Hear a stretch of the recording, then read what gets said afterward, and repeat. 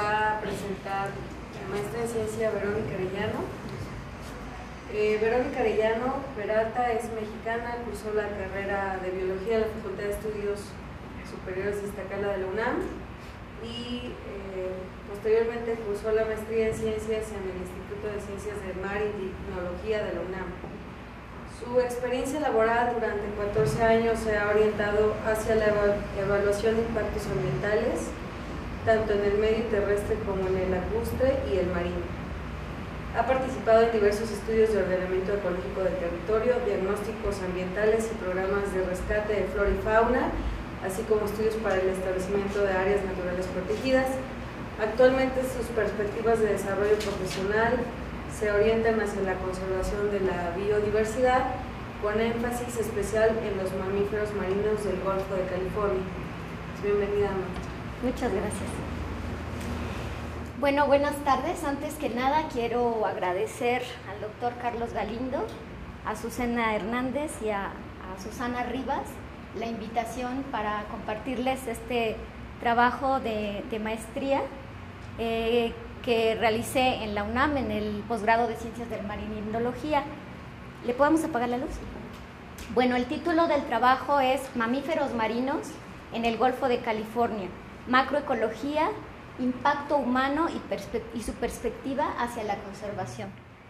Mi director de tesis fue el doctor Luis Medrano González, aquí presente. Bueno, a manera de introducción, es importante reflexionar que en esta época de crisis ambiental es importante reconocer el papel que los océanos del mundo han tenido para la humanidad desde siglos atrás. Particularmente es importante conocer la trascendencia de los impactos antropogénicos y cómo estos se reflejan en el equilibrio ecosistémico de los océanos.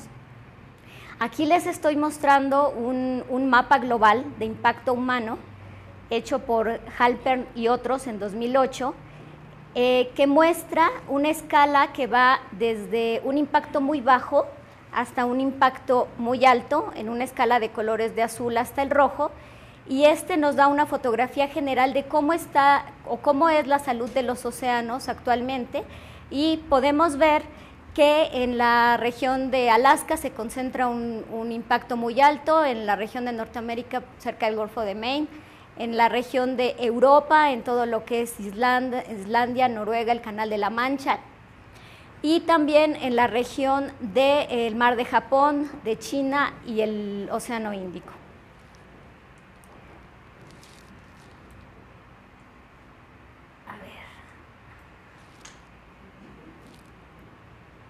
No avanza. ¿Sí lo puedes? Okay. Este es un zoom que muestra lo mismo, el impacto humano, pero ya en nuestro país. Podemos ver que el Golfo de California presenta un impacto que va de medio a medio alto, y en la región del Golfo de México se muestran algunos puntos con un impacto alto. ¿Le puedes pasar, por favor?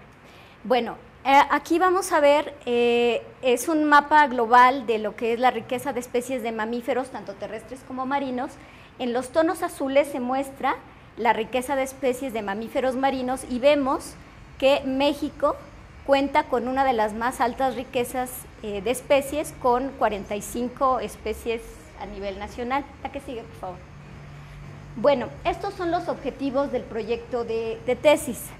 El objetivo general fue analizar la vulnerabilidad de las especies de mamíferos marinos y sus hábitats en el Golfo de California ante el impacto humano de la pesca y algunos aspectos de contaminación marina, identificando especies y regiones que requieran acciones de conservación. Hubo 3 objetivos particulares.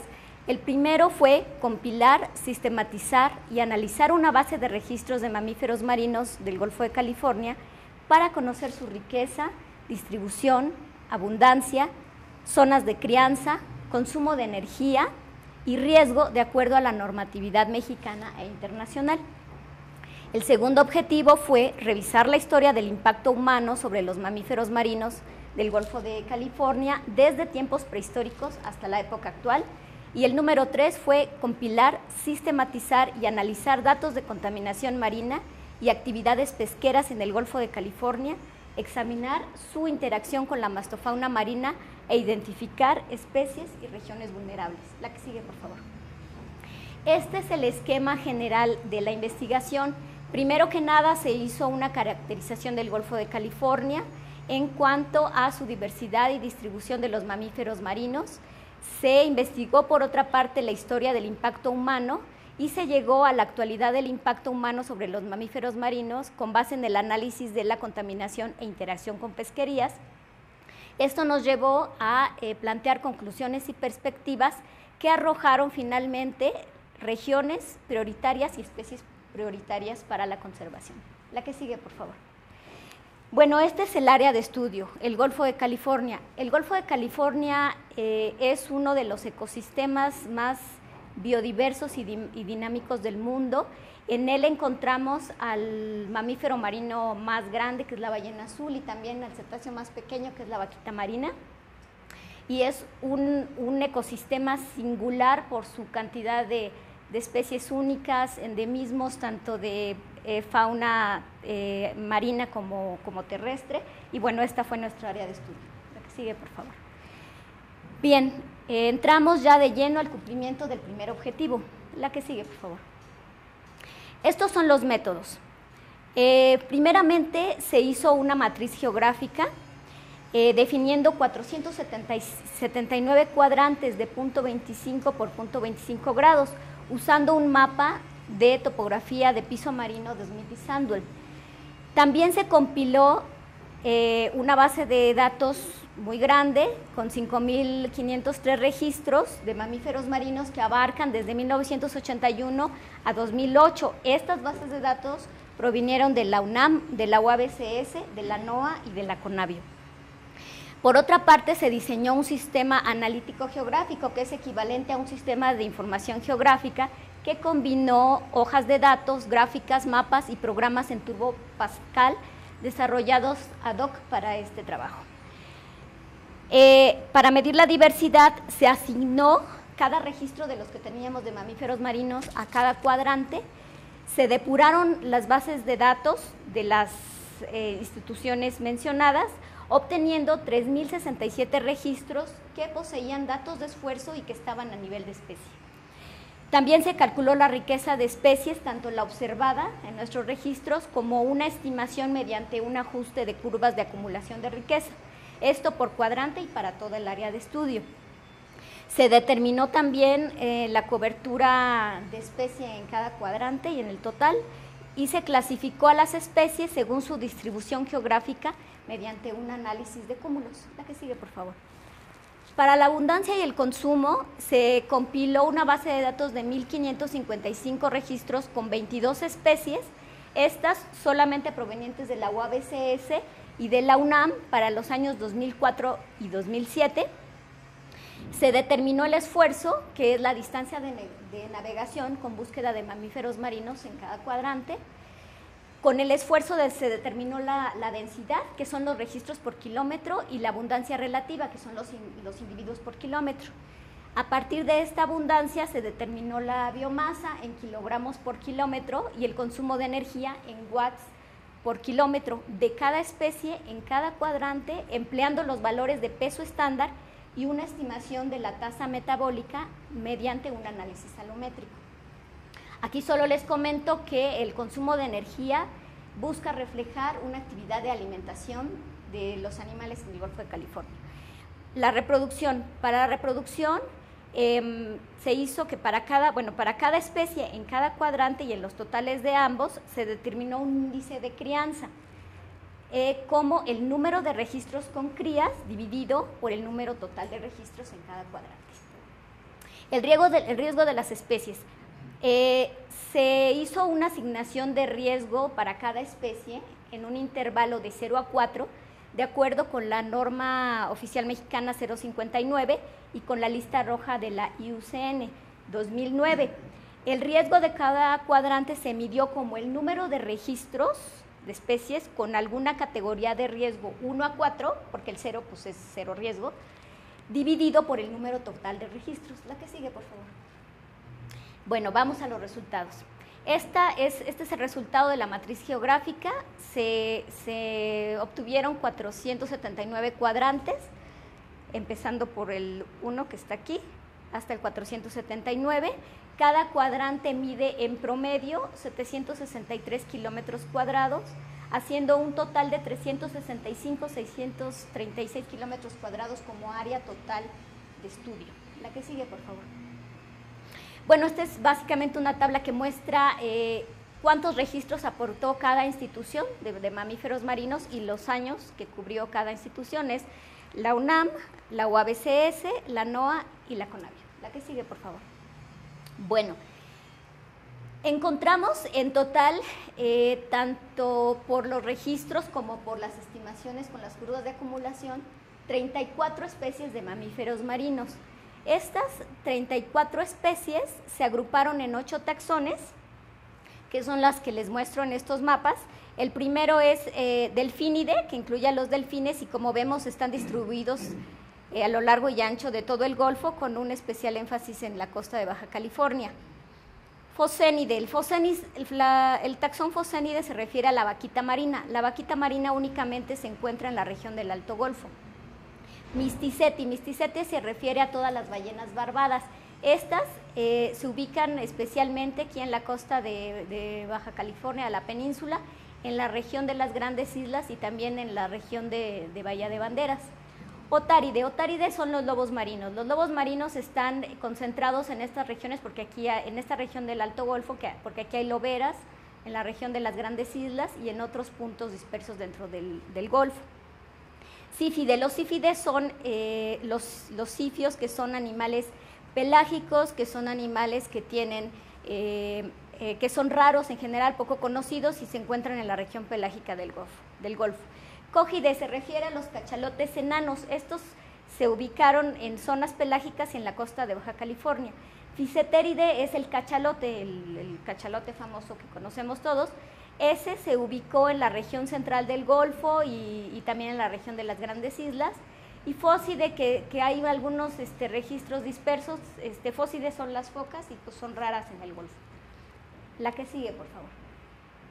Bien, este es un mapa del esfuerzo de búsqueda de mamíferos marinos expresado en kilómetros. Como podemos ver, el esfuerzo está muy concentrado en la región de la costa de la península de Baja California, y bueno, hay otra cantidad de esfuerzo dispersa en el Golfo. La que sigue, por favor.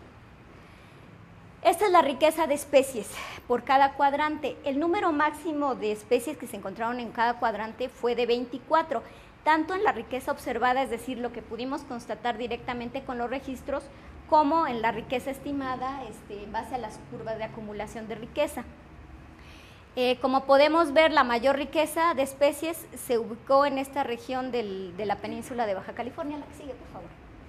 Bien, esta es la clasificación de las distribuciones y cobertura de las especies. Todas estas son las especies que tenemos, las 34 especies en el Golfo de California, y este es el grado de cobertura de cada una de ellas. Aquí está expresado en escala logarítmica para mostrar mejor las diferencias. La especie que está mucho más ampliamente distribuida en los cuadrantes es Tursiops truncatus, que es la tonina, es un delfín muy conocido y está por todos lados. Le siguen otras especies como el lobo marino, como la ballena de aleta, otras especies de cobertura media, y las que tienen una cobertura menor pues son los sífidos que les había comentado, que son especies muy raras, muy poco vistas, pues que se han registrado muy pocas veces y en muy pocos cuadrantes. De este lado tenemos cómo está la distribución, cómo se agrupan las especies de acuerdo a su distribución, y podemos darnos cuenta que no se forman grupos separados, sino que todo forma un gran metaensamble con algunos subgrupos de especies que son las que están más cercanas entre sí en los cuadrantes. La que sigue, por favor. Bien, este es los mapas de biomasa y consumo. Aquí tenemos la biomasa en kilogramos por kilómetro. Observamos aquí una acumulación, bueno, una intensificación de la biomasa en esta región de la península de Baja California, en la boca del Golfo, cerca de las Grandes Islas, en las Grandes Islas y en el Alto Golfo. Este es el consumo. El consumo busca reflejar la actividad de alimentación y, claro, el consumo está en relación también a la biomasa de los animales. Entonces, zonas con una alta biomasa pero bajo consumo nos están indicando la presencia de mamíferos de gran tamaño. La que sigue, por favor. Este es el mapa de crianza. Aquí se observa que en la boca del Golfo, en la región de Bahía de Banderas y en algunas partes del Alto Golfo, se observa actividad de crianza. La que sigue, por favor. El riesgo de las especies. Bueno, el riesgo de las especies se ubica mayormente en la región media hacia el Alto Golfo. Los tonos oscuros muestran que ahí hay una concentración de especies. Estas son especies de riesgo 1 a 4 y aquí quiere decir, las que tienen 1 quiere decir que de todos los registros, el 100% estaban en alguna categoría de riesgo, de 1 a 4. La que sigue, por favor. Bien, hasta aquí llegó el primer objetivo, el cumplimiento del primer objetivo. El segundo objetivo fue revisar la historia del impacto humano desde la prehistoria hasta la época actual. La que sigue, por favor. Bien, los métodos rápidamente, pues se hizo una investigación exhaustiva en el Archivo General de la Nación y en el Fondo Reservado de la UNAM para los años que van entre 1757 a 1917. Todo el tiempo antes y después de estos años se consultó en documentos, revistas, libros especializados. Los periodos que comprendieron fue la época prehispánica, la época colonial, el México independiente y el porfiriato hasta la época actual. La que sigue, por favor. Bien, esta diapositiva es solo para mostrarles una de las teorías, la teoría quizás más clásica del poblamiento de América, que consiste en que los primeros pobladores venían de Asia, pasaron por el estrecho de Bering, se asentaron en la Alta California y Arizona y posteriormente poblaron la península de Baja California, Sonora y Sinaloa. La que sigue, por favor. Esta es una gráfica que muestra las temperaturas superficiales de Norteamérica después del Holoceno, y lo que quiere mostrar esta diapositiva es cómo las temperaturas después del último periodo glacial se fueron incrementando y fueron ocasionando condiciones de picos de calor y sequía muy acentuados en la región adyacente o en las tierras adyacentes al Golfo de California. La que sigue, por favor. Esto ocasionó, estas son fotografías del Golfo de California y son fotografías actuales. En la época del Holoceno temprano era todavía más marcada la aridez y el calor que existía en esos lugares, y esto nos lleva a pensar que aquellos primeros pobladores que aquí vivían, al tener pocas opciones de alimento en una región tan árida, tuvieron que tener una dependencia mayor hacia los recursos marinos. La que sigue, por favor. Esto lo muestra algunas pinturas rupestres que hay en la Sierra de San Francisco, en Baja California, que muestra cómo los primeros pobladores conocían de los mamíferos marinos. Estas son la Cueva de la Pintada y la Cueva de San Gregorio, donde se ven ballenas. La que sigue, por favor. También hay un estudio muy interesante arqueológico que muestra cómo en la región de Las Tinas se encontraron alrededor un poco más de 5,000 huesos, y de esos 5,000 huesos, 2,000 eran de mamíferos marinos comprobadamente, el resto eran de venados, conejos y aves.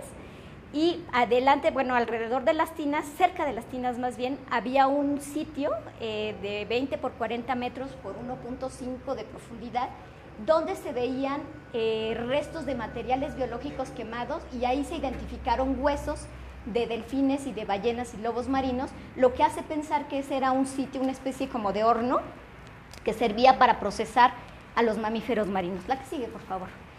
Esos huesos pudieron provenir de ballenas varadas, la que sigue, pero también puede ser que hubiera cacería activa de delfines. La cacería activa de delfines en tiempos prehispánicos digamos, en otras partes del mundo, ha consistido en que los grupos humanos se organizan, arrean o pastorean a las manadas de delfines, las confinan en un lugar como una pequeña bahía, ahí pues las atrapan y las matan, ¿no? Ya con cuchillos o otro tipo de armas. Esto, la que sigue ocurriendo hoy en día en algunos lugares como las Islas Faroe, en Dinamarca, donde los lugareños se organizan, llevan a las ballenas piloto a una pequeña bahía y ahí se bajan y las matan pues con cuchillos, ¿no? La que sigue, por favor.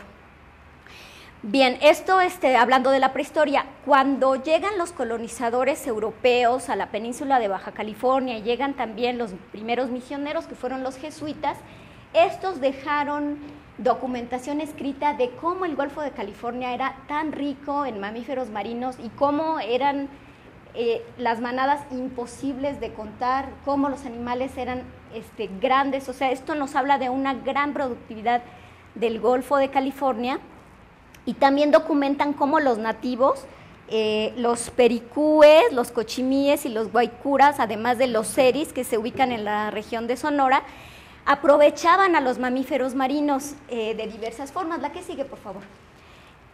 Aprovechaban a las nutrias, las cazaban, usaban sus pieles, igual los lobos marinos pues les quitaban la piel, usaban su carne. De las cachalotes varados tomaban el órgano espermaceti, que tiene una grasa que se usa para diferentes cosas, y también las barbas de las ballenas barbadas las usaban para fabricación de pues, utensilios varios. La que sigue, por favor. Hoy, bueno, esta es una niña seri, y los seris que hoy día viven en las costas de Sonora han aprovechado a los lobos marinos pues, desde la prehistoria. Para cazar a los lobos marinos usaban palos y piedras, los golpeaban, los mataban y ya los aprovechaban, y hoy día lo siguen haciendo, pero ya usan rifles. La que sigue, por favor.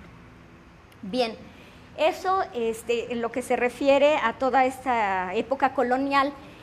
Posteriormente, en 1790, pues llega la industria ballenera a México con los ingleses y posteriormente con los estadounidenses. En esta época se mataron miles y miles de ballenas grises en las costas de Baja California y dentro del Golfo de California también, de ballenas azules, de ballenas de aleta, de cachalotes, y fue una matanza muy grande en ese tiempo. Hacia 1868 se inventó el arpón con una granada explosiva, y esto pues los ponían en los barcos de vapor que ya eran más rápidos, y claro, con una mayor rapidez y con los arpones explosivos, pues ya ninguna ballena se les escapaba. Entonces, la matanza fue tal, no solo en el Golfo de California y las costas de la península del Pacífico mexicano, sino también en todo el mundo, de manera que en poco tiempo muchas poblaciones de mamíferos marinos llegaron casi al borde de la extinción. La que sigue, por favor. Todo esto ocurrió hasta finales de 1930. En nuestro país, además, se otorgaron numerosas concesiones, sobre todo a noruegos, para explotar a los mamíferos marinos dentro del Golfo de California, estableciendo también dentro del Golfo industrias para la transformación de los diferentes productos que se obtienen de los mamíferos marinos. Fue hasta 1946 que se formó la Comisión Ballenera Internacional, y que tuvo como fin el regular las cuotas de cacería de ballenas en el mundo, dado que pues muchas poblaciones ya estaban pues al borde de la extinción. La que sigue, por favor. Bien, hasta aquí pues los impactos por la cacería. En los últimos años, en nuestros tiempos, la civilización ha traído una gran diversificación de impactos hacia los mamíferos marinos. Esta figura muestra cómo hay impactos desde que las grandes ballenas colisionan con los grandes buques, la contaminación que aqueja los mares, el ruido. Los mamíferos marinos se comunican de una manera que el sonido de los sonares y el ruido que producen los barcos en el océano les afecta en su comunicación, el calentamiento global, el acoso por el turismo, que es uno de los impactos que también ocurren y que también afectan a estos animales, la interacción con la pesquería, que también es uno de los grandes problemas que aquejan a los mamíferos marinos, porque caen en las redes y como tienen que salir a respirar a la superficie y no pueden, pues se mueren ahogados ahí, atorados en las redes. O también se lastiman, se les hacen heridas. Y bueno, muchas especies traen acarreando una historia de impacto humano y sus poblaciones no se han podido recuperar del todo hasta la época actual. La que sigue, por favor. Bueno, pues esta es una síntesis de los impactos de esta perspectiva histórica, en donde se muestran aquí los taxones. Tiene a un representante de cada taxón para que los más o menos ubiquen.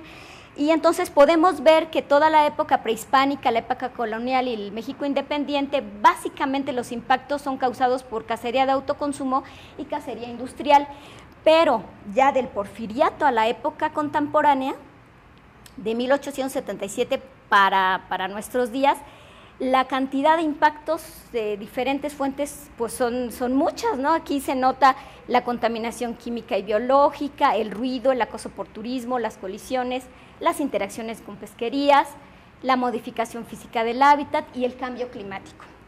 La que sigue, por favor. Bien, hasta aquí llegó nuestro segundo objetivo. El tercer objetivo tuvo que ver con analizar la actualidad del impacto humano solamente con dos factores, las interacciones pesqueras y la contaminación. La que sigue, por favor.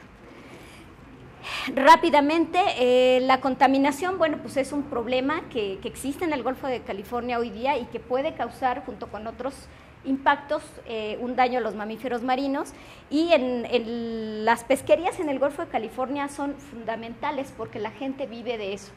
La pesca en el Golfo de California es una actividad central y ocurre que hay muchas interacciones de los mamíferos marinos pues, con las artes de pesca. La que sigue, por favor. Bueno, los métodos. Rápidamente se solicitaron a la CEMAR bases de datos de contaminación, tanto por coliformes fecales. Bueno, se compiló una serie de datos y se obtuvo que las coliformes fecales y los sólidos suspendidos totales fueron los parámetros que mejor estaban representados en todo el Golfo, por eso usamos esos. Se examinaron 1019 datos de ambos parámetros y con eso se definieron 11 regiones del Golfo de California. Se diseñó un índice de contaminación marina que se basó a su vez en un índice de calidad de agua de la National Sanitation Foundation. Se construyó un mapa de contaminación por cuadrante para toda el área de estudio, haciendo interpolaciones en las zonas donde nos faltaban datos. El impacto de la contaminación sobre los mamíferos marinos se midió multiplicando el valor de la contaminación por el consumo de energía de las especies en los cuadrantes. Recordemos que el consumo de energía trata de reflejar la alimentación de los animales. Y luego esta medida se ponderó con el grado de riesgo, medido como la proporción de registros en las categorías 1 a 4 en los cuadrantes que obtuvimos en la primera fase del estudio. La que sigue, por favor. Para las pesquerías se obtuvieron las coberturas geográficas de las pesquerías ribereñas en el Golfo de California. Estas se graficaron. Luego las áreas de cada pesquería en cada cuadrante se sumaron como un índice de intensidad pesquera. Las especies de mamíferos marinos se clasificaron de acuerdo a si interaccionaban o no con cada pesquería en función de las artes de pesca empleados, y tanto por especie de mamífero marino como por pesquería se determinó la suma de estas interacciones. Por último, para cada cuadrante se determinó un grado de interacción entre mamíferos marinos y pesquerías, sumando para cada especie el área de cada pesquería con la que puede interaccionar, y se multiplicó este valor por la abundancia de individuos observados por kilómetro. Sigue, por favor. Sí, sigue la metodología. Los impactos ambientales y la abundancia. Se compiló una base de datos de las poblaciones humanas en el Golfo de California y estas se graficaron.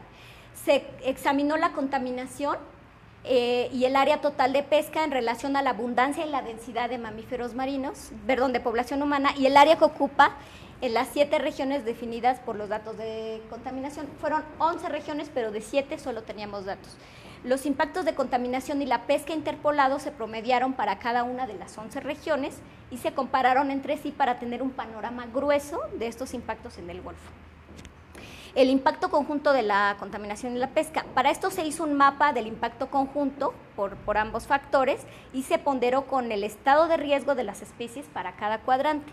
Se hizo también el impacto conjunto de la contaminación y la pesca para cuadrante y se relacionó con el riesgo, la crianza y el consumo de energía como consideradas como variables de valor biológico para la conservación.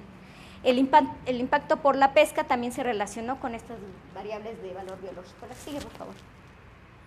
Bueno, se creó un mapa de prioridad intrínseca de conservación de mamíferos marinos en el que la oscuridad del tono es paralela al promedio de las variables de valor biológico relativas y el color es la medida ponderada por estas variables en esta escala que ven aquí de matices del sistema operativo Windows. Ahorita ustedes van a ver mapas que tienen justo estos colores, entonces todo lo que es verde es crianza, azul consumo, rojo riesgo y estos colores, este color es la combinación de estos dos y lo mismo con la crianza.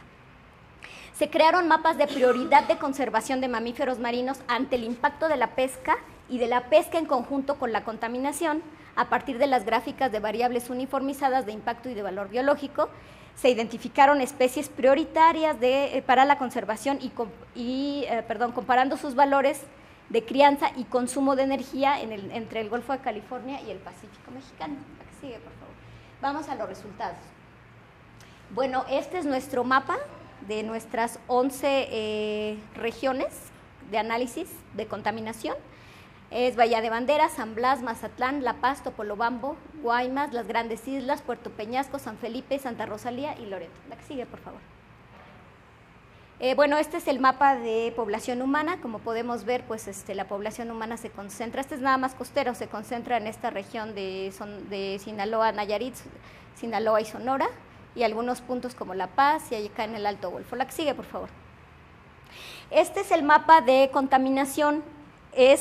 Los tonos azules son de sólidos suspendidos y los rojos son de coliformes fecales y sus correspondientes combinaciones. Entonces, por ejemplo, aquí nosotros vemos este tono oscuro que corresponde a este tono que es de sólidos suspendidos totales como una contaminación de las más altas en la zona de Bahía de Banderas. Aquí se nota una fuerte contaminación por coliformes fecales. Aquí una combinación de ambas y lo mismo en el Alto Golfo. La que sigue, por favor. Este es el impacto estimado de la contaminación. Aquí vemos la contaminación, es decir, el mapa de contaminación ensamblado o sobrepuesto con el consumo. Entonces, las zonas que están aquí en diferentes tonalidades muestran las regiones donde hay contaminación y también hay consumo de mamíferos marinos. Recordemos que el consumo trata de expresar la alimentación de los animales. Este es un mapa de contaminación, consumo, riesgo. Aquí se suman las 3 variables. La que sigue, por favor. Bien, este es un mapa de intensidad de actividades pesqueras. Estas es el área de pesca en kilómetros cuadrados. Se ve que el área de pesca o la intensidad pesquera está concentrada en esta región de las costas de Sinaloa, en la región de las Grandes Islas y un poco en el Alto Golfo. Esta es solo pesca ribereña. Lo que sigue. Bien, esta es nuestra gráfica de interacciones entre mamíferos marinos y pesquerías. Estas son nuestras 34 especies. Aquí tenemos las pesquerías en el Golfo de California y estas son los artes de pesca. Entonces, aquí podemos ver, por ejemplo, la escama es una pesquería que utiliza todas estas artes de pesca y a su vez interacciona con todas estas especies que dan un total aquí como de 18. Esta otra que son los cartilaginosos, que son las rayas y los tiburones, se le va un poquito, corresponde a esta barra que son 19 interacciones, quiere decir que los cartilaginosos están interaccionando con 19 especies de mamíferos marinos en la región. Y bueno, este es solo un análisis de disimilitud para ver qué tanto se parecen las especies en cuanto a cómo interaccionan con las pesquerías. La que sigue, por favor. Este es el impacto estimado de pesca. con la abundancia de los animales. Entonces, las zonas más oscuras indican donde hay mayor área de pesca, pero también donde hay mayor abundancia de mamíferos marinos, como lo podemos ver en toda esta región de la costa de Sonora y Sinaloa y en el Alto Golfo, que también es muy importante, y la península de Baja California. La que sigue, por favor. Bien, pues esta es una gráfica que muestra en el eje horizontal el impacto de la pesca abundancia y en el vertical la contaminación consumo. Lo que trata de explicar es cómo, por ejemplo, la BB significa Bahía de Banderas, que son las regiones. Bahía de Banderas presenta una alta contaminación y consumo, pero un bajo impacto por pesca y abundancia, que se ubica aquí. Ya no me funciona esta bolita, pero bueno, es el BB que está allá arriba. Por ejemplo, la LO significa Loreto, y Loreto tiene un impacto bajo de contaminación, consumo, pero alto de pesca abundancia. La que sigue, por favor. Bien, pues este es otro de los mapas de contaminación, pesca y riesgo combinado. De nuevo, las partes más oscuras es donde se concentra la contaminación, la pesca y donde hay especies en riesgo. La que sigue, por favor. Este es un mapa de valores biológicos y prioridades intrínsecas de conservación, donde se puede ver el riesgo, la crianza y el consumo. El riesgo se repite aquí porque se combina con el consumo y aquí con la crianza. Entonces, los colores muestran, por ejemplo, el tono verde, el verde más oscuro quiere decir que en ese cuadrante la importancia que tiene es por crianza, y así con el resto de los colores. La que sigue, por favor. Este es un mapa de prioridad de conservación ante la contaminación y la pesca, es decir, tenemos nuestro mapa de contaminación y nuestro mapa de pesca sobrepuesto con el riesgo, con la crianza y con el consumo. Esto quiere decir que en estos cuadrantes hay un problema de impacto y hay valores biológicos a conservar. La que sigue, por favor.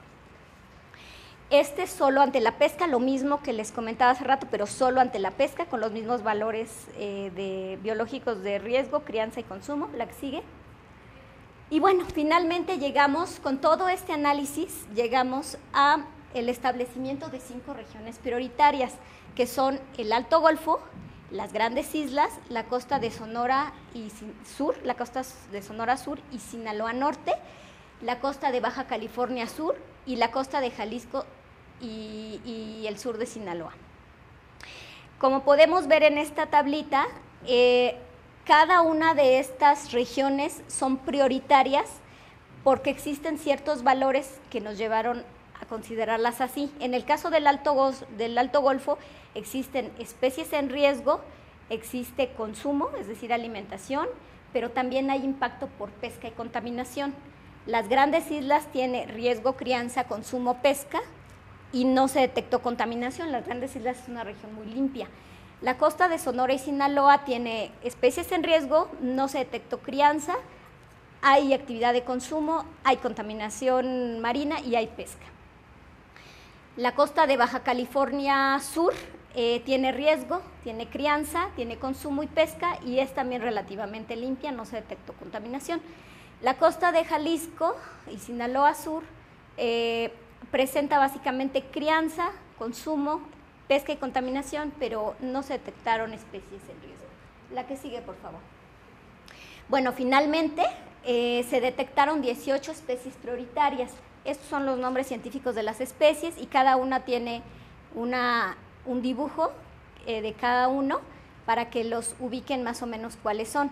Entonces, por ejemplo, esta es la vaquita marina, que está aquí, y la vaquita marina está en riesgo y está además en un alto riesgo. Solo existen 150 animalitos en el Alto Golfo, según el último censo, y está en un riesgo crítico de extinción.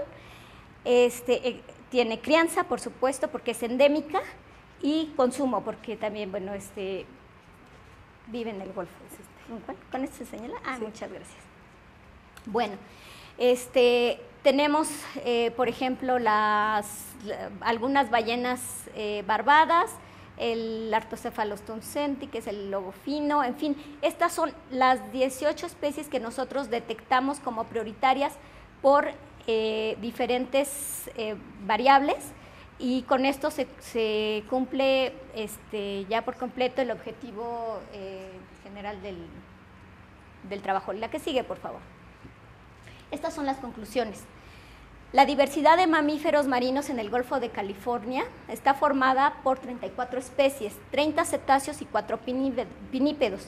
La base de datos que mejor cubrió esta diversidad fue la de la Conavio, con 33 especies. La única especie que no registró la Conavio fue el Mesoplodon especie A, que es una especie rarísima que muy pocos investigadores han visto, pero que aseguran que está ahí.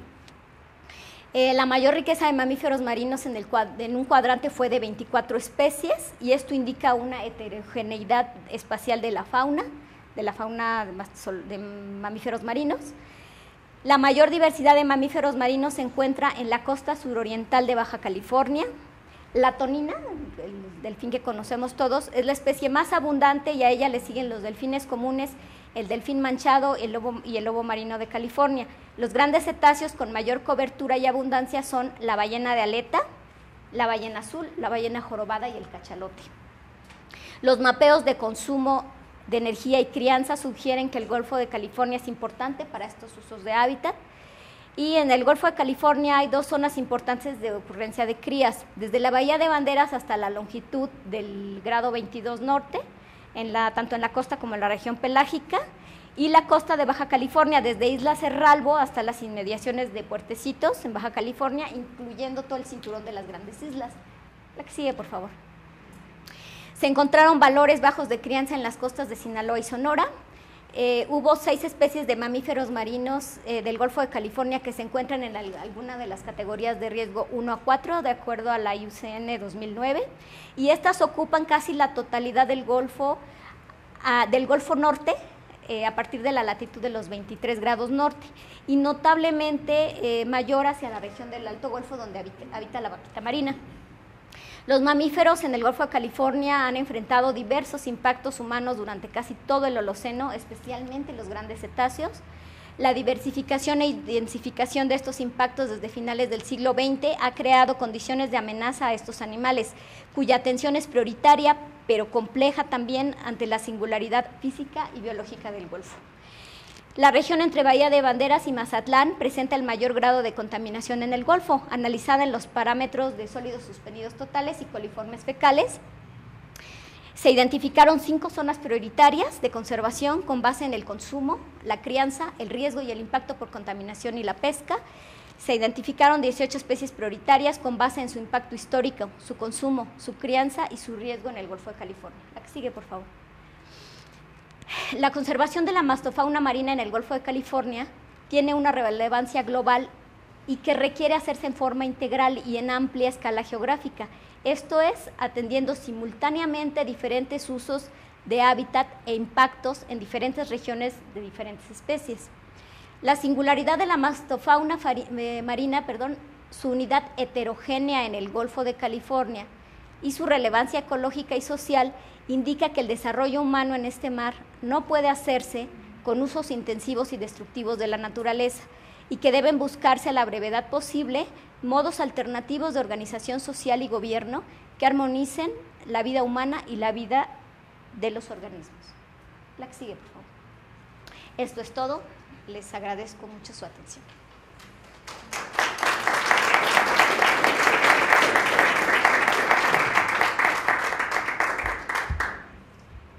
Si tienen alguna pregunta.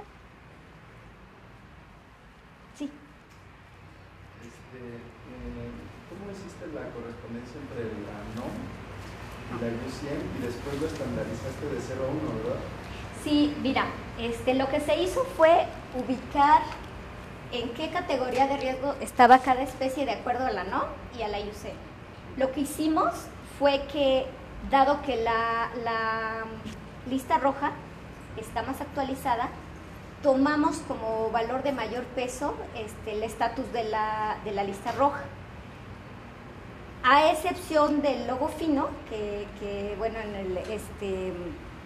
el lobo fino está catalogada en la NOM en una categoría más alta, en peligro de extinción, pero bueno, se ha visto que la población ya se ha ido recuperando, de acuerdo a varias pláticas que tuvimos con el doctor Aureoles, que nos dijo que bueno, la población se iba recuperando y por tanto pues no tomamos la categoría más alta, sino que se tomó la categoría de la IUCN, que es la más actual. De hecho, pues sí, lo que se intentó fue tomar la categoría más alta, pero finalmente lo que más peso tuvo fue la lista roja, y sobre eso se hizo una equivalencia que va de 0 a 4. El 0 es lo más, digamos, que no tiene preocupación la especie o que no hay datos, y el 4 fue el riesgo mayor. Y sobre eso se identificaron qué estatus tenía cada especie. Y además, bueno, se hicieron diferentes gráficas. Aquí nomás mostré una, pero se hicieron gráficas de cuántas especies en el Golfo estaban en categoría 1, cuántas en 2, cuántas de 2 a 3, diferentes combinaciones. Finalmente pusimos especies que estuvieran en alguna de las categorías 1 a 4, que son las que ya requieren alguna atención de conservación. Sí. Bueno, la primera pregunta tiene que ver con información poblacional de estas especies. ¿Hay datos poblacionales que enseñen su disminución o su aumento, tendencias? ¿Hay monitoreos de estas especies? Hay muchos estudios aislados, pero precisamente lo que se requiere son estudios globales. O sea, ya ni siquiera estamos hablando de todo el Golfo, sino por una especie en particular, hacer un seguimiento de cómo se ha ido comportando la población a lo largo de los siglos, y realmente está muy poco documentado. En lo que encontramos, no sé si Luis tenga alguna otra información sobre eso, pero lo que revisamos es que hay un gran vacío de información a ese respecto. Sí, bueno, hay unas pocas especies, ¿no? Los lobos marinos se han censado extensamente en el Golfo de California, marcados por muchos años, ¿no? Esa es una población que está creciendo desde que se dejó de cazar comercialmente en los años 60. Se había estimado que hacia el 2020 podría llegar a su capacidad de carga, que sería por ahí ¿cuántos son? Como 30.000 animales en el Golfo de California.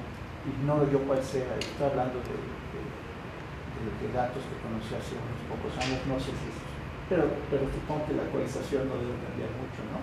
Las ballenas jorobadas se están recuperando también, ¿no? Estas son especies cuya recuperación posiblemente está asociada al calentamiento, particularmente las ballenas jorobadas que se alimentan al norte, ¿no? Y la otra es la vaquita, ¿no? Donde el gran problema de los censos es que la incertidumbre es gigante, ¿no? Este censo de que habla Verónica, último de 2007, de 150 es 150 más menos 100, ¿no? Pero digamos a principios de los 2000, bueno, a finales de los 90 se había estimado en 600, más o menos 300. Recientemente se hizo un modelo de cómo ha cambiado la abundancia a partir de los registros, de todos los registros de las embarcaciones pesqueras en San Felipe, ¿sí? A partir de esos registros en San Felipe, y se ha estimado que la población original probablemente era como de 5.000 animales, entre 3.000 y 5.000 animales. Y bueno, a partir de los registros de pesca y cuál es la tasa con la que matan vaquitas cada año por embarcación, pues se ha trazado muy bien, bueno, una hipótesis de cómo disminuyó la especie desde unos 3.000 a 5.000 hasta ahora estos 150 más o menos 100. Un último censo, es decir, no una estimación, sino un último censo, arroja ya del año pasado arroja 250 vaquitas. Por eso induce a algunos a pensar que las acciones que tomó el gobierno de reconvertir la pesca fueron adecuadas, ¿no? Pero pues es 250 más o menos, ¿cuántas? No me acuerdo, pero también debe ser de ese orden, más o menos 100, 600. Y la otra pregunta está relacionada. Al final hablas de la escala geográfica, ¿no? Hay dos preguntas ahí. Una, ¿cómo se comparan estos sitios prioritarios con ejercicios, por ejemplo, de CONAVIO de prioridades marinas? Y la otra es, ¿cuál sería, estas especies son todas residentes? Y si son, ¿cuál sería la escala geográfica para mantener poblaciones viables de ellas? La primera me decías que es ¿cómo empata esto con otras regiones CONAVIO? prioritarias? Pues es una pregunta interesante porque hasta aquí, bueno, va el estudio. Ya una segunda fase podría ser precisamente ver cómo esto tiene relación o cómo se compara con precisamente otros esfuerzos que existen de regiones prioritarias. Yo considero que deben coincidir. Yo considero que deben coincidir porque, bueno, lo que se trabajó en este estudio pues fue con información, con bases de datos que nos proveyeron todas las herramientas para llegar, como ustedes vieron, a esas conclusiones, ¿no? Aquí a lo mejor hacen falta analizar otras variables porque se analizó el consumo, la crianza y el riesgo. Yo desconozco si CONAVIO, por ejemplo, toma en cuenta estas variables biológicas para el establecimiento de sus áreas prioritarias. No lo sé, pero es un ejercicio interesante que podría hacerse posterior a este trabajo. No lo sé si tú que conoces mejor lo que se hace aquí. Sí coinciden. Lo que pasa es que tus regiones son muy grandes y las sobreponemos a los sitios prioritarios de la CONAVIO. ¿Sí? Son mucho más grandes y sí incluyen áreas de crianza y áreas de alimentación.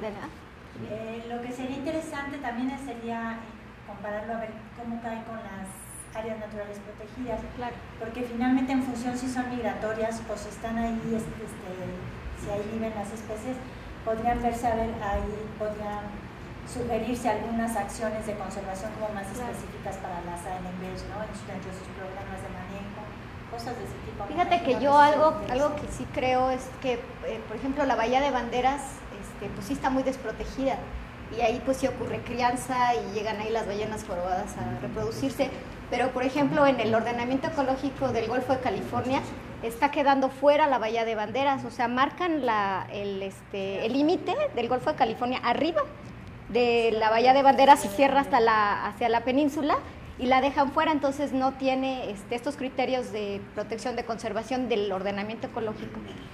¿Perdón? Entonces, por ejemplo, la Bahía de Banderas sí sería quizás una diferencia, porque nosotros sí identificamos ahí que hay un gran valor biológico justo por la ballena jorobada. Las demás áreas, pues el Alto Golfo, pues está requete sabido, ¿no? Que sí está muy protegido, las grandes islas, en fin. Se está trabajando en el ordenamiento del Pacífico. Sí. Entonces a lo mejor ahí es donde se podría proponer, este tipo claro. de Sí. propuestas, De ¿no? propuestas. De conservación. Lo que pasa es que Bahía de Banderas es muy complicada porque tiene muchísimos usos, está Sí. y entonces va a ser un jaleo ahí espantoso para poder Claro, el problema de la bahía es que justamente la bahía tal cual es la zona rica, Claro. ¿no? De mucha riqueza de aves, algas, peces, micromarinas, ni se diga, ¿no? La vegetación costera, y eso se está destruyendo terriblemente con todos esos usos. Así es. Sí, claro, habría un jaloneo medio fuerte para... Pues sí. Lo hay. ¿no? Entonces, pero tal vez sería una buena oportunidad de proponer para Sí, yo creo que sí. el ordenamiento marino del Pacífico, tomar en cuenta ese tipo de... Porque fíjate que ahí detectamos también un problema muy fuerte de contaminación, Sí. que bueno, tú lo puedes ver hasta a simple vista, ¿no? Que también hay en ese sentido también haber metido cosas de contaminación por agroquímicos y todo eso Sí. en la parte de Sinaloa, se hubiera sido Sí. interesante, ya hay metales pesados que están impactando ahí seriamente el golfo. Sí, fíjate que tuvimos el problema de que no están, no son homogéneos los datos, o sea, sí hay estudios puntuales, pero no había manera de tener la cobertura total para hacer una comparación, pues como se hizo aquí, así global, ¿no? Una evaluación global. Entonces sí, pues sí hay, aquí nomás se evaluó coliformes fecales y sólidos suspendidos totales, pero pues solo son indicadores, ¿no? Donde hay coliformes fecales, bueno, pues es que hay descargas municipales y eso trae el montón de otros contaminantes. Y pues sí, una de las propuestas, aquí no lo puse pues, pero en la tesis dice que sí se requiere una mayor cobertura de monitoreo de precisamente esos parámetros. ¿no? Esa Sí. zona que también deben estar impactando bárbaramente. Eso es Sí. digamos al norte. Al norte, desde el sí, norte yo digo de lo de Nayarit. Sonora y Sinaloa. Exactamente, sí, porque ahí se utilizan montones de químicos también, que sí están modificando el equilibrio en la región costera. Sí, sí, perdón Carlos, me decía, ¿cuál era la segunda pregunta? Perdón, también. La otra era la de la escala espacial. Yo veo, bueno, están los cuadrantes, ¿no? Pero Sí. estos animales se mueven mucho y a nivel poblacional, Claro. ¿cuáles serían las áreas que se deberían estar considerando para mantener poblaciones viables? Poblaciones viables, ¿a qué te refieres con...? A que no tengan problemas genéticos, por ejemplo. No sé si Ok. en mamíferos menos se han hecho, bueno, en la batita creo que sí, pero en otros sí se han hecho cuestiones de viabilidad poblacional, de números mínimos y áreas mínimas, ¿no? En relación a esos números. Sí, pues nosotros no hicimos eso, hicimos algunas consideraciones, por ejemplo, lo que tú hablabas de cuáles son las especies residentes y cuáles no. Por ejemplo, en el caso del consumo, ahorita me viene a la mente, en el consumo, por ejemplo, a la ballena jorobada no la consideramos como parte del consumo porque pues no se alimenta aquí, ni a la gris, entonces ahí le pusimos consumo de 0, porque son, la ballena gris de por sí pues entra poco, ¿no? Y hay unas cuantas en el Golfo, se concentra más del lado del Pacífico, y la ballena jorobada pues básicamente viene a reproducirse y se va. Entonces hicimos ese tipo de consideraciones, pero bueno, el estudio tiene todavía mucho por trabajarle, ¿no? Para hacer ese tipo de consideraciones como las que tú comentas. Y esos estudios se han hecho con el lobo marino. Yo no sé si se han hecho con el manatí. El manatí conozco el estudio que se ha hecho en Brasil, la probabilidad. En México no conozco que se haya hecho formalmente ese estudio. En el caso de las ballenas, pues el problema es que es de otra escala por la aplicación.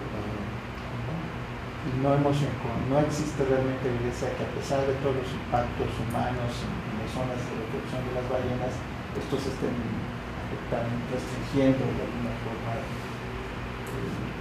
crecimiento poblacional, ¿no? ¿Todas son migratorias? No, la ballena de aleta es residente en el Golfo de California. Sí. Pero dentro del Golfo de California, lo que han indicado los estudios de marcaje es que se mueve todo el Golfo, ocupan todo el Golfo. Entonces, si se quisiera hacer una conservación de la especie, esos estudios indican que pues, hay que conservar todo. No solamente ciertas regiones. También la vaquita, ¿no? También es En residente. el caso de la vaquita. Y luego, bueno, sobre la escala, ahí hay un problema con el formato que es de los mapas, que es raster, que lo llaman, ¿no? Es un formato, pues, es un formato raster. Y pues le hicimos la resolución mayor posible de acuerdo a los datos de los mamíferos marinos. Jugamos mucho rato a eso, a ver cuál era la mayor resolución, el cuadrante más chiquito que podía haber. Y aún así, pues puede no ser, dada la variación, el error, efectivamente salen regiones demasiado grandes. Yo no sé ahora si en un análisis con otro formato, por ejemplo, de curvas de nivel, con estas llamadas funciones núcleo, se pudieran definir mejor algunas zonas y no quedarse, digamos, encuadrado en los cuadrados, pues en los cuadros de las celdas, ¿no? Pero ahí es, bueno, es cuestión de hacer más análisis, si esos datos son suficientes para definir con mayor dureza con otro formato.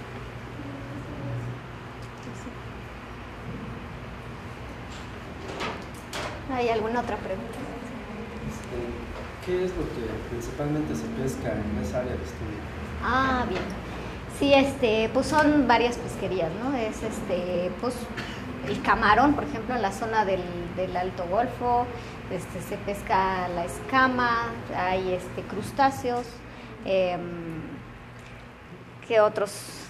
Las sardinas, o sea, tengo aquí la lista de las pesquerías, pero algo muy importante, bueno, en el Golfo es el camarón, El camarón es fundamental y es de lo que más arroja recursos económicos a los pescadores.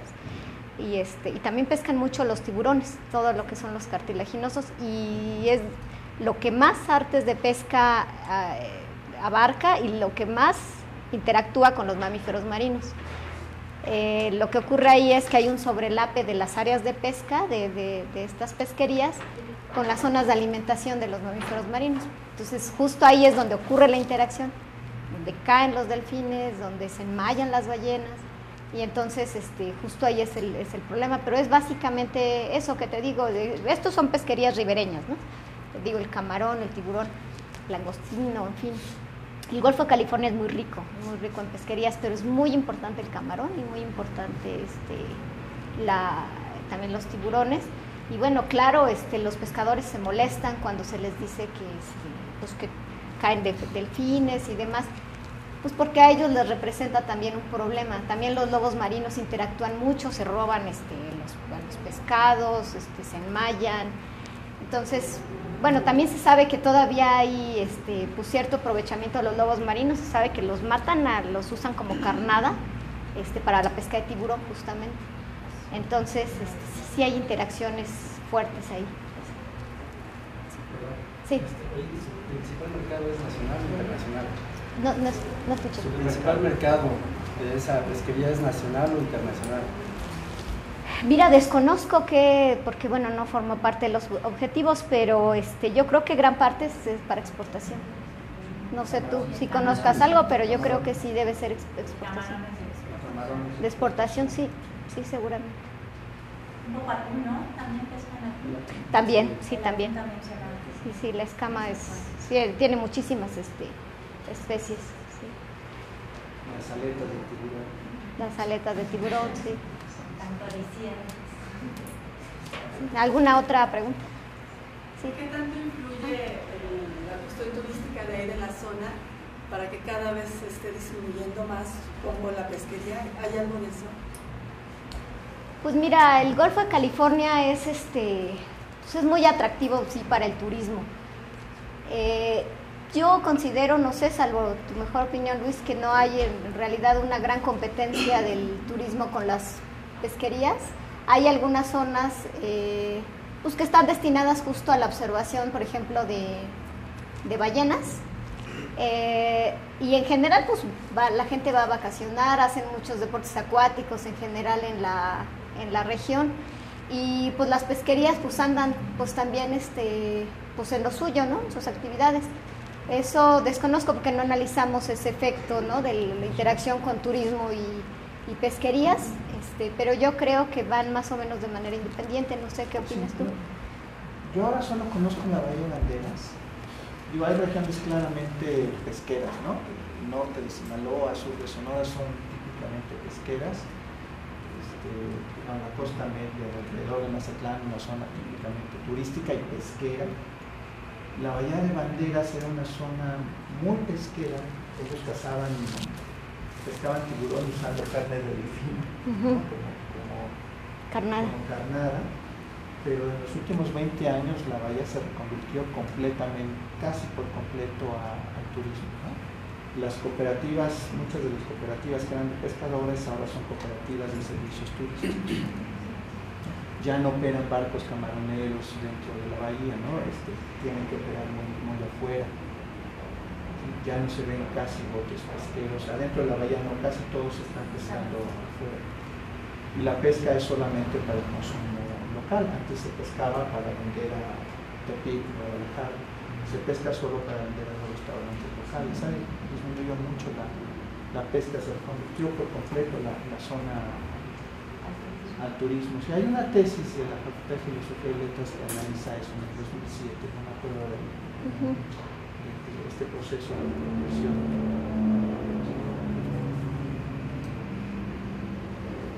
Sí, escuchaste, sí. Por allá. No sé si hay algo. Pues gracias, Verónica. Sí, no, gracias a ustedes. Muchas gracias. Científica. Sí, muchas gracias.